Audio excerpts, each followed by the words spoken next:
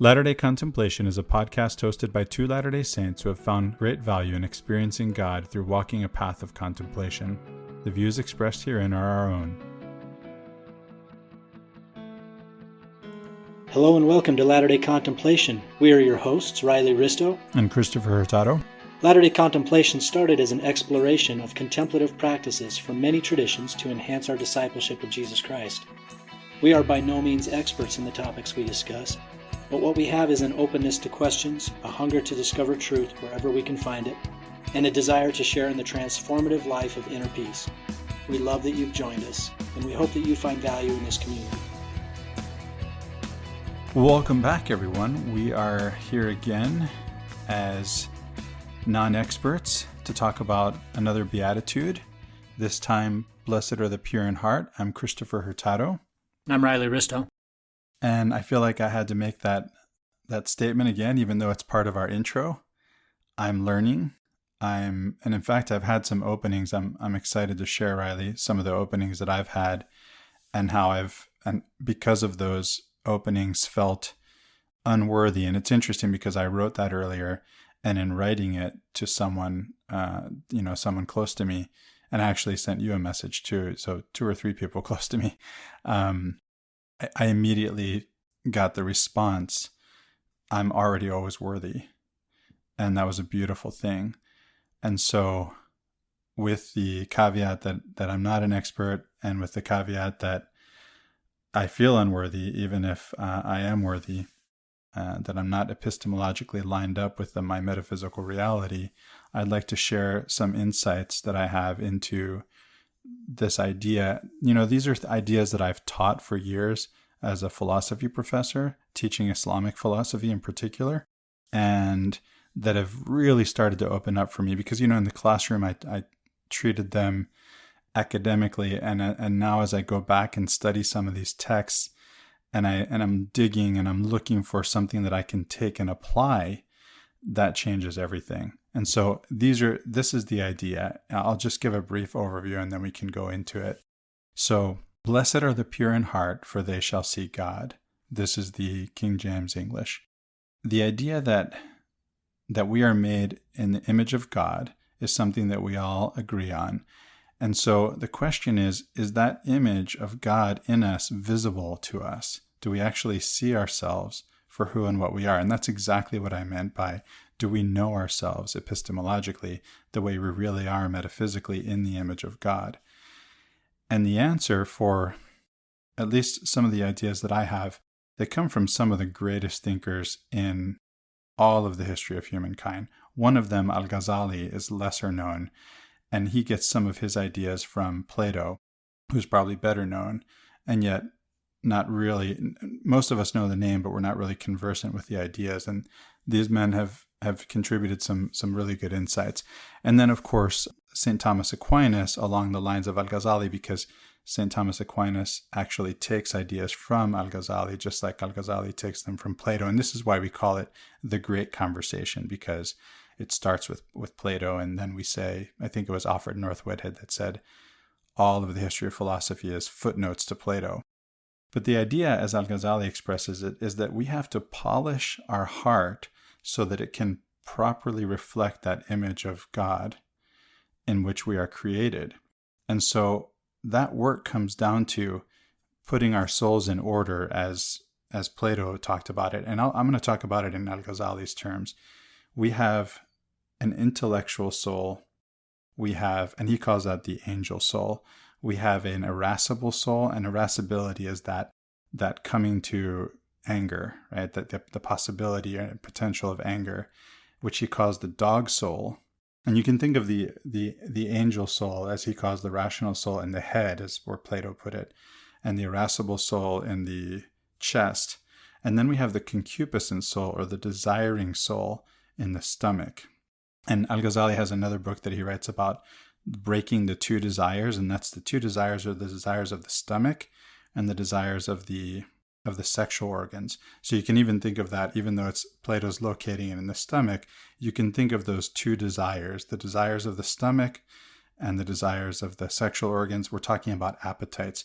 And so when we bring the irascibility and the concupiscence under the rational soul, when the rational rules over those two things, it's not that we want to get rid of them.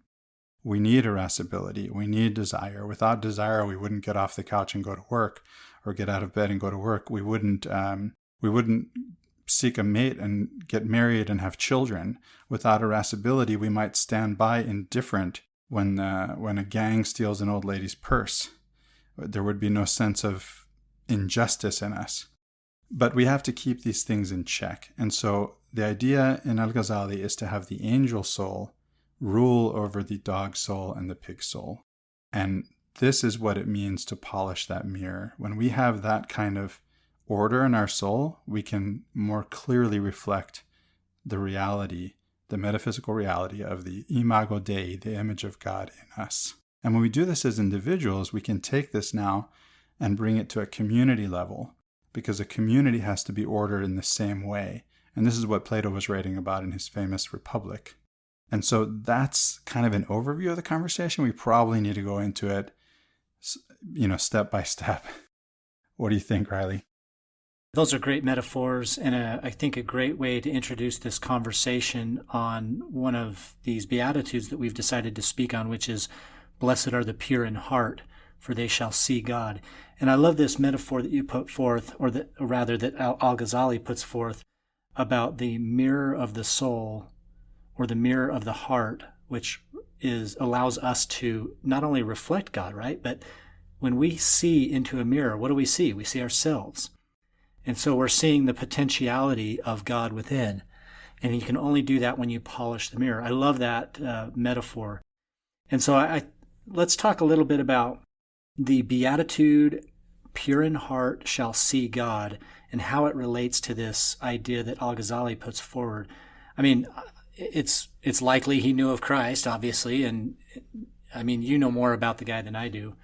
I've read very little about al-Ghazali, but enough to know that there's some great wisdom in his teachings. But what's the connection there with what Christ is trying to get at? I don't think that al-Ghazali's, in saying what he's saying, is thinking of Christ at all. Of course, Jesus is the Christ in the Quran, right? In the Islamic tradition, Jesus is the Christ. He's the Messiah. And he's going to come again, and he's going to judge us. And there's all of that. And he's born from Mary, from a virgin birth. And yet he's a prophet. And I think this has nothing to do with what he's talking about. And I'm not sure that when we say, "Blessed are the pure in heart, for they shall see God," and Jesus is the one teaching this, that he's talking about himself either. We're talking about seeing God, and we're made in the image of God. And if we can polish that mirror of the heart or the soul or the intellect, not intellect doesn't mean ratiocination. It means that direct access to God, the one that we're talking about oftentimes, hopefully all the time on our podcast, which is about having an experience of God. That kind of direct experience comes through the intellect. And so a lot of times we think about this as something that's going to happen. And I think even al-Ghazali may have meant that this would happen on Judgment Day, right? When we get to the end of our life, and on Judgment Day, you'll actually see God. There is the beatific vision as part of the Islamic perspective, just as it is for the Christian perspective. And yet, he mentions in his book, The Alchemy of Happiness, the idea that you can actually just sit still. There's this meditation aspect, right?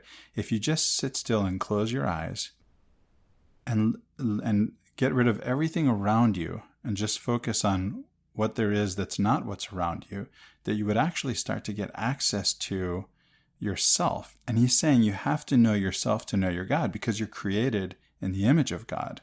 And so the key to that knowledge of God is the knowledge of the self. At least that's the beginning of it. And then he goes on to say that, that it isn't allowed in Sharia law, in Islamic law, to go too deep into the self. I don't know why. That's something that just came up in my last reading that I thought I need to ask a sheikh about this, as someone who knows Sharia better than I do. But it's interesting that he takes this approach of meditation and this approach of looking inwardly to see God, whether it would be now or later. There seems to be an indication that you could do it now, but that it might not be allowed. But certainly there's the idea of seeing God at Judgment Day. What is he referring to with the idea of polishing? Well, for me, see, that was a question for me too.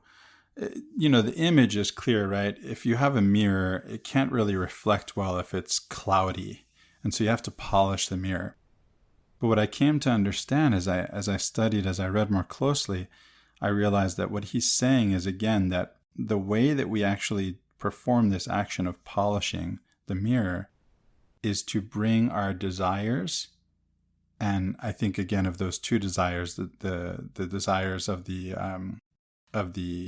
stomach and the desires of the sexual organs, into check, and also our irascibility, our potential for anger, which has its place, just like desires have their place. But to bring those things into their proper place is going to give us access to the intellect, right? To have the intellect rule over those other two means that we have a properly ordered soul, and one in which we can begin to see clearly, one in which that mirror is polished such that it clearly reflects the image of God. One of the things you brought up in a conversation we had before the episode here was you're not sure how this aligns with chakras, the idea of chakras in Hindu, Indian teaching. But, that stuck with me for a second. I've been thinking about that since you mentioned it, because you're talking about alignment, bringing things into alignment. And I believe last episode we even talked about the definition of justice or righteousness being a right relationship, one ourselves with God. And, many times these metaphors are used and you can extend them sometimes too far, but I like this idea of bringing parts of your body or sections of your body into alignment as it relates to some type of metaphor. Now you're talking about irascibility and concupiscence and those sort of things, that the body sections represent a certain feeling, or I'm not sure how to say it, but anyway. You could say powers, potentials, okay. potentialities, powers, yeah. Which, by the way, are virtues, right? One of the words that's translated in the King James Bible, at least, as virtue is actually chayal, which is power, or ability, or even army. Army comes from ars, the Latin word for tool. Yeah, and Hindus do the same thing with the various chakras. Each one represents some motive of action, some desire, and the goal for them as well is to bring those into alignment, put them in their proper place, metaphorically speaking, right? So that and maybe some of them take it literally in terms of energies and whatnot, but nevertheless, I think there's value in looking at all these various traditions, maybe from a perennial perspective of just that kind of unified truth of things, that there's value in bringing your desires into alignment one with another, and really putting first things first, like putting them in priority order. Yeah, there is really a direct relationship between what you mentioned that we talked about last time in terms of justice, being an ordered soul produces justice. That's really what we're talking about here, because if you take these different parts of the soul and we can talk about the cardinal virtues. You have prudence, temperance or moderation, courage, and justice. And justice is supposed to happen in the soul when the others are present. When you have prudence, temperance or moderation, and courage, you have justice. What is prudence? Prudence is something that perfects your deliberation, right? In making choices in life such that you advance spiritually, morally, such that you're moving in the right direction, facing in the right direction, you're repenting, right? You have to make choices. And in making those choices, you have to deliberate. And you have to deliberate according to a golden mean. Aristotle talks about a golden mean, which is, look, each virtue is a golden mean with two extremes possible, which are vices. There's the vice of deficiency, and there's a vice of excess. So if you have too little prudence, that means you're not thinking things through enough, right? You're rushing into things. You're not taking careful consideration of your choices. If you over deliberate, well, now the opportunity has come and gone and you're still thinking about it. So you have to find that mean of thinking about things carefully enough, but not over deliberating. And then you have courage. Why? Because even if you have figured out what the right thing to do is, sometimes it takes courage to actually do it. So if you have lack courage, you have the vice of cowardice. This is easy to understand. Cowardice. You don't have enough courage. If you have too much courage, this is what we call foolhardiness. So let's say the house is on fire across the street and the little girl inside is going to die, and you think I've got to, and you have to think, right? You have to think, what do I do? So if you can see the fire truck coming, you can hear the sirens, you can see it coming, it's just turning the corner onto your street. It might be foolhardy of you to rush in with your dad bod and no training and no oxygen and no proper clothing when the guys coming around the corner have, the fireman bod and the training and the experience and the knowledge and the oxygen and the clothing. And so you would be foolhardy to rush in. But if you don't hear them and you don't see them, you may die trying, but you've got to have the courage to try to save the little girl. And then you have temperance. The thing is you have desires, and if you don't control your desires will control you. That's just how it works. You don't control them, they control you. And if your desires control you, then you'll never be satisfied, because it's never enough. And if you're never satisfied, you'll never be happy. So when you get these cardinal virtues, right, when you have your soul in order such that you have prudence, you have temperance or moderation, you have courage, now there's justice in the soul, because justice can be thought of as a right ordering of things. We talked about that last time, right? When things are in their proper place. That's what justice means in this context. Yeah, and I think all of these virtues that you speak of, and really any other virtues, there's the 3 theological virtues of faith, hope, and charity. And I think Dante even talks about those in Purgatory, where he tries to relate the cardinal virtues to the theological virtues. Anyway, it's really what you talk about is the most important aspect of all of this, and that is that they are in their right proportion or relation to each other. Because if they're out of balance, then you're controlled by that desire. And so being in the right proportionality, the right balance, allows this kind of, let's call it a Venn diagram of overlap, where everything is in its place and you're optimized. You're hitting your full potential. Yeah, it's interesting to note that al-Ghazali was the one who introduced those theological virtues. In the Western tradition, we're more familiar with them from Aquinas, but again, al-Ghazali is an intellectual influence of Aquinas, an acknowledged one at that. And so he's the virtues I was talking about, the cardinal virtues, they come from Aristotle. Al-Ghazali adds the theological virtues, right? Well, they're in 1 Corinthians too, right? They are also in the Bible, yes. He treats them philosophically, theologically. But yeah, we get right. They're coming from, what are they? Hope, faith, and charity, right? Faith, hope, and charity. And the difference is, the cardinal virtues that I mentioned, these are things, this is how it's understood, right? That they can be worked on by us, whereas the other ones are given through grace. This is as they differentiate them, at least. I think that's how Aquinas would talk about it. Do you agree? Maybe. I think that everyone can develop what they're given. Maybe they're given a starting point, spiritual gifts, so to speak. But if not developed or, worked on, then they become stagnant. Oh yeah, that's a question mark for me too. I was asking if that was your understanding of Aquinas. That's my understanding of Aquinas. But yeah, the question is, are these spiritual gifts, as Aquinas says, and if they are, then comes the next question, right? Is this something that you can, if they're talents, if they're like talents, of course the talents that are mentioned in the Bible are actually units of currency, but our usual understanding of them is like something like gifts, right? Because we think of talents as gifts if we don't know the unit of currency of a talent. And so the idea is that if you did not, well, them being actually units of currency, they're invested, right? So if you don't, let's say if you don't invest in whatever is given, if you don't take whatever is given and invest and put effort into it and try to multiply it, then why would you be surprised if it remains stagnant or if you even lose it?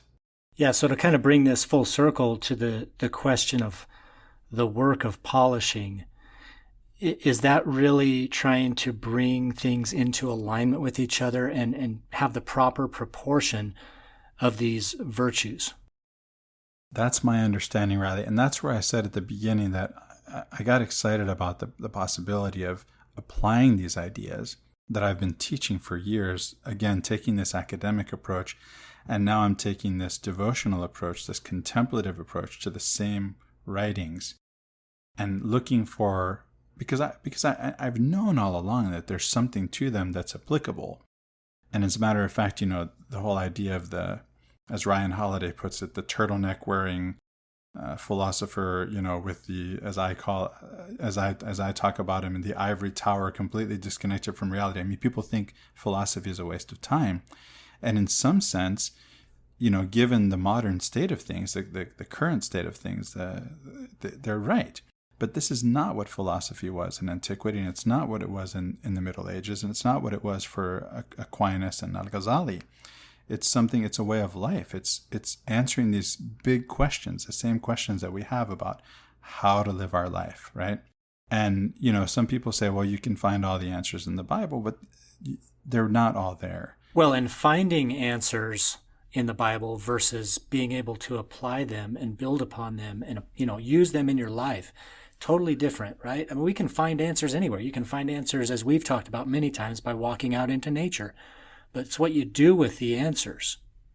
But how do we apply these ideas? And again, we have great thinkers like al-Ghazali, one of the greatest thinkers in all of human history, that have really given us some really good insights. And so it looks like, for me, to put it very personally, it looks like I need to get my desires, my appetites under control, in check, to get my soul rightly ordered, right?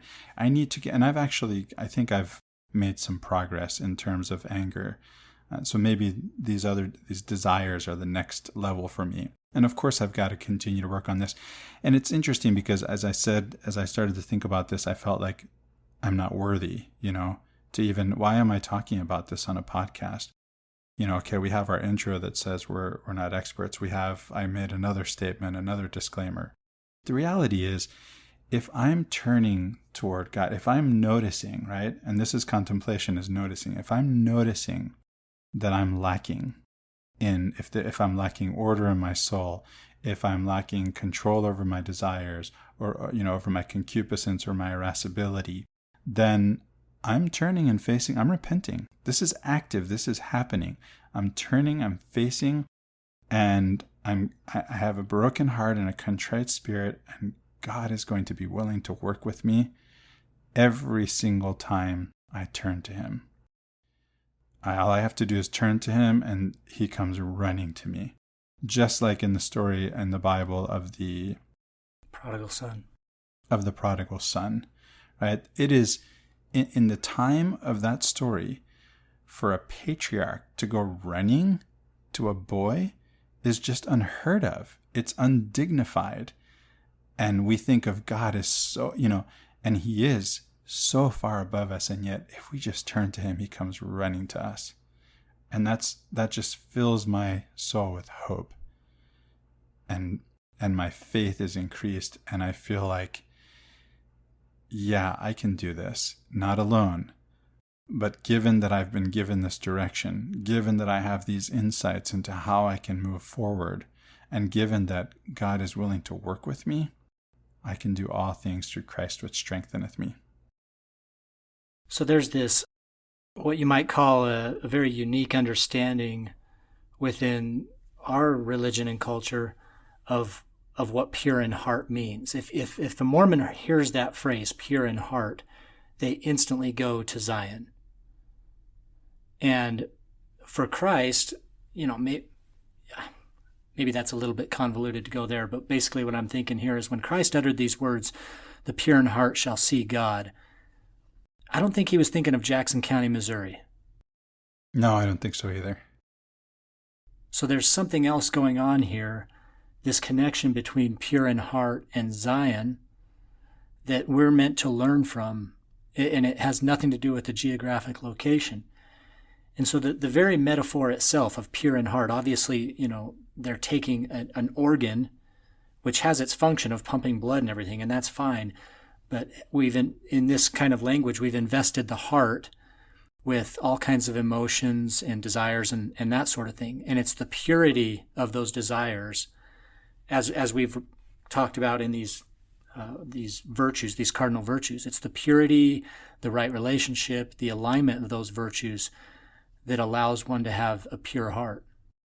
Yeah, let me say something about that, because I said earlier that the heart means the soul or the intellect, right? That these are three, that they're synonymous. All three of these are synonymous. Al-Ghazali is very clear. He says, when I say heart, I don't mean that pound of flesh on the left-hand side of our body. He actually says this in the Alchemy of Happiness.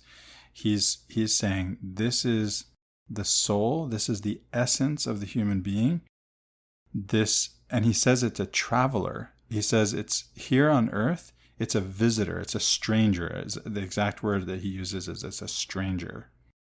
And so actually we were talking pre-recording, Riley, as you might recall, that I mentioned that in the Islamic tradition, it is thought that the soul returns to God, or at least to the unseen world, as opposed to the material world that is seen, the one that we can measure, and the one that science has access to, which is not all there is. This is clear that to anyone who has experienced love, to anyone who has experienced beauty, to anyone who has experienced truth, goodness, these are not material things. And they're part of our experience. They're part of the human experience. And so the soul returns to the unseen world in sleep because the soul needs rest from this realm. It has to return to God in some sense. And that's just we don't know what happens in sleep. To me, that's as good an answer as any. It gives me something to think about. Before we get too far away from this, because you said something that really piqued my interest. You said the heart is a stranger. Say it again. The heart is a stranger to this earth, right? A stranger to this world, yeah, because the heart means the soul, right? The soul, it's not a part of the material world. So let me read this straight out of D&C 45, verse 17. For as ye have looked upon the long absence of your spirits from your bodies to be a bondage, I will show unto you how the day of redemption shall come, and also the restoration of scattered Israel. So prior to that, verse 17, he says this about Enoch and his people, basically the city of Enoch. Wherefore hearken ye together, and let me show unto you even my wisdom, the wisdom of him whom ye say is the God of Enoch and his brethren, who were separated from the earth, and were received unto myself, a city reserved until a day of righteousness shall come, a day which was sought for by all holy men, and they found it not because of wickedness and abominations. Now pay attention to this part. And confessed they were strangers and pilgrims on the earth, but obtained a promise that they should find it and see it in their flesh. Oh, man. That's powerful. It's basically saying the exact same thing, that our spirits are strangers and pilgrims. And those few people, like the people in the city of Enoch, that find that Zion, that purity of heart meaning soul, not that fleshy pound on the left side of our bodies, as you mentioned, but those few who find it obtain the promise that they should find it in their flesh. It's not that they're taking this city and it's getting transported by some laser beam into space. They're transported away from, quote unquote, the world into the metaphorical, or actually you could say metaphorical or literal presence of God. Yeah, so, Plato actually in the Republic, he deals with the idea that, moving on from the well-ordered soul, that the same thing that happens in the individual, and here's where I always paraphrase or quote Shakespeare, and I think I can just quote him here, what is the city but the people? Right? The same order has to exist in the city, in the community, right? And in his time, the city-state, right? But this is the level of the community. So if we're looking to build Zion, it looks like there's some inner work we have to do. And the presence of God in our community will be available to us when we're prepared to receive it individually. And yet we work together in community. Remember that in the Bible, when it says your body is a temple, that you is plural. And so God wants to come to dwell within us. But when I say us, I mean as a community, the community of Christ. That's the temple. That's the dwelling place of God on earth. We have to prepare ourselves to receive him by being pure in heart. And so is it any wonder then that he says, "Blessed are the pure in heart, for they shall see God." So let's go back to the Beatitude progression here, because a lot of people might be asking, okay, how do I know if I'm pure in heart? Or how do I become pure in heart? Because it's kind of an abstract term, right? Pure in heart, what does that mean? I mean, I think most of us might know what it feels like or whatever to have purity of desire or intent. But like, how do you get to this point of being pure in heart? Well, fortunately, we have this little roadmap, this little progression here called the Beatitudes that Christ gave us. And immediately prior to this state of blessedness called pure in heart is the last episode we talked about, which is blessed are the merciful, for they shall obtain mercy. And so, and that of course progressed from a set of other Beatitudes. But it's important to note that immediately preceding purity of heart is this attitude of mercy, of looking at your brothers and sisters with a degree of grace and saying, I can extend that to them. I can be merciful to them. And ourselves, Riley. I had a powerful personal experience this morning in thinking about this, as I mentioned already, of receiving mercy from God and of being able, therefore, to be merciful to myself, in contemplating, ordering my soul. So on the one hand, we've talked about how to do this in terms of ordering your soul. On the other hand, there are steps, and the Beatitudes do, as you've said, build on one another. Absolutely. So, I mean, if anyone's confused as to what this means, what it looks like, how we approach it, I would highly suggest just following the Beatitudes in order and going through this very systematic and important process of emptying, of mourning for those who are mourning, and being comforted ourselves in doing so. And also of mourning ourselves, right? Because if we're emptying ourselves of false identities, then we're going to mourn the loss of those false identities ourselves. Yes. The gifts of meekness and humility, hunger, thirsting after righteousness, all of these are precursors to that purity of heart. Yeah, the hungering and thirsting after righteousness, that's the broken heart, contrite spiritedness that I mentioned, right? It's realizing, I'm lacking. And there's the hunger, right? The hunger is in realizing I'm missing something. I'm far from God, and I yearn to be closer. There it is. That's it. That's hungering and thirsting after righteousness. We've made it a point, Riley, to podcast on each of these Beatitudes. For what it's worth, there's that, right? We have so far, we've gone in order, right? You and Shiloh started this before I came along, and our next episode will be also on a Beatitude. I believe it's on the Blessed are the Peacemakers. So we continue to climb the ladder of the Beatitudes, and then there's the episode with Morgan Aldis on the Beatitudes, the Alchemy of the Beatitudes. That's another one.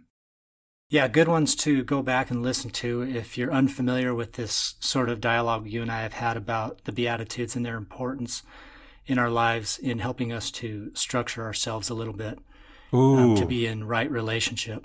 Yes. Sorry, that just really spoke to me. The structure. What is religion? Because I was listening to actually Rob Bell on a podcast with the Minimalists, and Joshua Fields Milburn is someone I've met, and I really admire him and the work he's doing, and also Rob Bell and the work he's doing, although I don't know him personally. But I was listening to the two of them in conversation, and the question was asked whether minimalism was in any sense like religion. And it's interesting because I mentioned that philosophy in antiquity was a way of life. Philosophy was in antiquity a lot like what we think of today as religion, whereas religion in antiquity was more like what today is typically thought of as patriotism, because religion was about the relationship between the man and the state, whereas religion or philosophy in antiquity is more about how to live your life. So that's how we think of religion today. It tells me how to live my life. And so what is the meaning of this word, religion? The Latin ligare is to bind. So what it does, and I've always thought about this in terms of binding us together as a community, and I think that there's definitely something to that. But I heard Rob Bell say something unfamiliar, which was he introduced to me the idea of actually binding us together. So it's this ordering of the soul that we're talking about. It actually gives us, it's what holds us together, right? Those practices, those ordinances, they actually hold us together in a world that would otherwise, that's chaotic, right? And in fact, the whole story of the Bible, the whole beginning of it is bringing order to chaos. This is religion. This is binding together. This is putting things in order. This is taking and creating order out of chaos. Well, and you talk about binding, and what keeps coming to my mind is this idea of restoration and gathering. You know, Patrick Mason's got this new book out where he talks a lot about restoration in terms of Israel, and how Israel is this figurative representation of the whole human family. And to bring us all back into the gathering is to restore Israel to itself, to each other. And so it's the binding again of the human family. And of course, what's one of the greatest works that has come out of our own faith, and that is binding families across time. Yes. So same idea. The work that we do in the temple is all about binding us to our ancestors. So I think we can take both senses. The sense that I said Rob Bell introduced to me, which is right in line with what we've been talking about here in terms of ordering our own souls, bringing order to the chaos that would otherwise be in our own souls. And then outside of us, right, between us and among us, binding us together as a community and bringing that same order to the community. But it starts with the man in the mirror.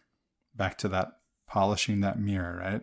The mirror of the soul, the heart, the intellect, the one that has direct experience of God, or at least can, if the mirror is polished and can rightly reflect that image of God in which we're created. So I want to read something again from D&C 45. I may not read all of this, but it begins in verse 36. And as you listen to this, understand that he's using metaphorical terms. And metaphorical terms can be used to describe literal reality, but they can also point to an esoteric or inner truth that we realize about ourselves as individuals. And it's probably both at the same time. Both and. Yeah, both and. It begins, and when the light shall begin to break forth, it shall be with them like unto a parable, which I will show you. And of course, parables, again, same idea. Teaching about truth with examples in nature usually. Ye look and behold the fig trees, and ye see them with your eyes, and ye say when they begin to shoot forth, and their leaves are yet tender, that summer is now nigh at hand. Now a good portion of this section of D&C is spent talking about the second coming. And we spend a lot of time on Latter-day Contemplation talking about contemplating nature. Christ is giving us the example of a fig tree, that if you look upon it and you see its shoots begin to break forth, you know that summer is near.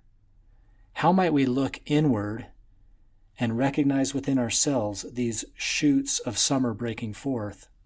Summer, of course, being a metaphor of coming light, knowledge, understanding of God. So how might we be able to look at ourselves and metaphorically see the change? So that's a question that I think this begs for me as I read that. Even so it shall be in that day when they shall see all these things, then shall they know that the hour is nigh. Again, talking about the second coming. And the second coming does not have to be a a singular event. I certainly think all the people that have anticipated the second coming over the last 2 millennia, if they looked at it as a singular event, have been really disappointed. Well, we've talked about this recently too, right? The Lord says in many sections in the Doctrine and Covenants, well, it's something that appears at least 33 times, and most of them in the Doctrine and Covenants. There's Revelation 21, 22, I think. There are a couple of references in Revelation, but mostly in the Doctrine and Covenants, he says, I come quickly. Well, how does that come out true? Right? How does that come out true? The answer is you have to think of it in terms of something that happens to you. Something, if you can look at, we gave the example of the brother of Jared. Now, and I mentioned Moses in connection with the brother of Jared because the brother of Jared, he got this yoo-hoo peekaboo experience of, hey, over here, burning bush, which, by the way, if it's a desert and there's any source that ignites that, whether it be lightning or whatever, it's not surprising it's going to burn. But the fact that it's not consumed, that's interesting. And so that gets Moses' attention, but he's not seeing God. I mean, he is, but he isn't, right? There's a cloud, there's a burning bush, there are these kind of experiences, and yet he knows he's on holy ground. He doffs his sandals. He realizes that, right? Ooh, I love this. Check this out. Verse 41 goes right to what you're speaking of. And verse 40 first. And they shall see signs and wonders, for they shall be shown forth in the heavens above and in the earth beneath. And they shall behold blood and fire and vapors of smoke. Notice how all these things can be signs of God's coming to them. Isn't that incredible? It is. And the brother of Jared, he actually sees, and now remember, he's someone who's done the inner work, and we've talked about this with Morgan Aldous too when we talked about alchemy. It looks like the work that the brother of Jared is doing is alchemical. What he's doing with the stones and the polishing, and that's an outer work. The alchemist is doing this outer work in the lab that really is a reflection of an inner work. And that's what it's really about, is the inner work. It's not about polishing stones on the outside. It's about polishing the mirror of the heart or the soul or the intellect. And so what does that get him? He sees the finger of God, not a burning bush, not vapor, the finger of God. And before long, the Lord comes quickly. Well, and a contemplative thought to kind of pair with that is that Moses represents his experience with God as a burning bush. The brother of Jared represents his experience as seeing the finger of God. What if they saw the same thing? And they just described it in different terms. Well, and the brother of Jared sees all of God, right? It starts with the finger, but at that point, once he sees the finger of God, the Lord can't hide. The veil is parted, right? And he gets to see all of God. And we don't, and Moses went from the burning bush to the mountain, right? He ascended to the mountain, which we can think of as the temple. And there, he doesn't tell us what he saw, but God talked to him. Apparently face to face. He sees God. He gets the 10 Commandments. And that's it. That's what I'm getting at. What if they saw the same thing, right? Because Moses says it's a burning bush, but he spoke with God face to face.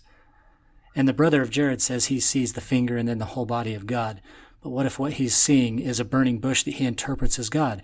And I'm not trying to overanalyze this. I guess what I'm trying to say is that the contemplative sees these signs in nature and recognizes them for what they truly are, for what they truly represent.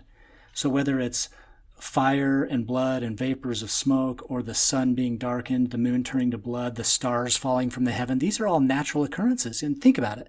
He's describing eclipses, he's describing meteor showers, and yet the interpretation for that observer who's in the mindset of the Spirit is to see God in that stuff. Yeah, and you're bringing us back to something I mentioned earlier. If we take, we have this word now, scientism, and scientism is distinct from science in its recognition that science can only deal with what can be measured. And we have scientists who have overstepped their bounds And this is why there are philosophers. The original scientists were philosophers. Aristotle was both what we would think of today as a scientist and what we would think of today as a philosopher. And as the two broke apart in terms of dealing with first and second order questions about what we can know versus questions about how we can know, and the philosopher gets stuck with those harder questions, and the scientist deals with the questions of what we can know. And it's still the philosopher's job today to keep the scientists honest. We have a very real problem in the world today in which people have made scientism a religion, and they've put way too much trust in some well, there is no word for this. I'm going to coin the term scientismists because they're not scientists. And for this reason, even some of the top living philosophers in the world were brought to BYU. When I was at BYU, I think it was actually after I graduated, I was teaching at UVU and nearby, and I would attend these lectures. They brought some of the top philosophers in the world to actually deal with scientism, because the scientismists have overstepped their bounds. They'll say things like, well, we know that there are electrical signals in the brain and chemical signals in the brain, and there you go, we've explained consciousness. And the philosopher says, whoa, wait a minute, no, you've explained aspects of consciousness. There is a lot that you have not explained. Let's keep things straight, right? There's science, and you can only deal with electrical impulses, and you can only deal with chemical happenings. You can't deal with this whole other part that we don't understand anymore. Consciousness is something that we understand no more than sleep. Let's face it, we don't really understand either one of them. These are part of what al-Ghazali calls the unseen world. So given all this, as you mentioned, Riley, there are these signs, there are these occurrences, there are these happenings, there are these things that we, if we're in this scientismist point of view, then we think that they can only be explained in terms of what can be measured, and we ignore those possibilities that cannot be measured. And so we have to be able to take these signs and stop trying to explain them all away materially and be present to the reality. And look, in fact, the blood moon is something that happens on a regular basis. And does that, and we have an explanation for it, a scientific explanation for it. So what? That's not the point. The point is, what openings are there for you? If you're taking not a scientific or a scientismist approach, what openings are possible for you in those experiences? Well, I think the greatest opening is the promise that Christ gives to every generation. The day of my coming is nigh at hand. Yes. Why would that be a lie for one generation and a truth for another? It's not. Exactly. It's a truth for every generation. And yes. that second coming of Christ into the person, the potential for that to be true is for every generation. Yes, that's available to you now. Let me read this last verse of that section. Wherefore, if ye have slept in peace, blessed are you. Very beatitude-like language there. For as you now behold me and know that I am, even so shall ye come unto me, and your souls shall live, and your redemption shall be perfected, and the saints shall come forth from the four quarters of the earth. Whoa, this reminds me of what I said earlier about sleep and what happens to the soul when we're asleep. Go through that again, and the source of that teaching. Again, it's the Muslim teaching that the soul, because it's a stranger, as we've also corroborated from Doctrine and Covenants, in this world, it can only take so much of this world, and it has to rest. I mean, look what happens. Talk about irascibility. Talk about desires. I mean, I myself experience, and I'm glad this came up because I wanted to share this too. It was in studying. And there's a time and a place for everything. And it really was, I typically read until 1 a.m. But when I'm still reading at 5 a.m., something's gone wrong. And I was doing that on Mother's Day. And I was thinking about and reading about and studying the divine feminine. And I ended up with so little sleep that my wife asked me the question in the morning when I told her about this. She said, "How are you standing?" And I said, I don't know. And I spent most of the day not standing. And every time I stood, her question came to my mind. How can I even do this? And so the soul, we think this is again about the body. Yes, the body needs rest, but the soul needs rest. And the Islamic teaching is that the soul goes back to, we can say either back to God or back to the unseen world, whatever that means, right? It's that the world that's not material, the world that it belongs to, because it's not of this world, as we read in Doctrine and Covenants. I always love in Scripture when you come across those phrases that say something like, I have dreamed a dream, or in other words, I have seen a vision. I love those, because how often do we have our personal revelations come to us in sleep? It's pretty cool. I want to reference one other scripture in D&C. It's from 97:21, and the reason why I want to bring this up is I want to connect very literally again this idea that Zion is for all of us in any age who come to God with purity of heart. Therefore, verily, thus saith the Lord, let Zion rejoice, for this is Zion, the pure in heart, and that's capitalized in the scripture. Therefore, let Zion rejoice. You recognize this, the structure of that verse is very chiasmus. Verily, thus saith the Lord, let Zion rejoice, for this is Zion, the pure in heart, therefore let Zion rejoice. That does have the structure of a chiasmus, yeah. And the center point of that chiasm is Zion, pure in heart. I mean, it's a short one, but it is nevertheless a chiasm. That's a powerful.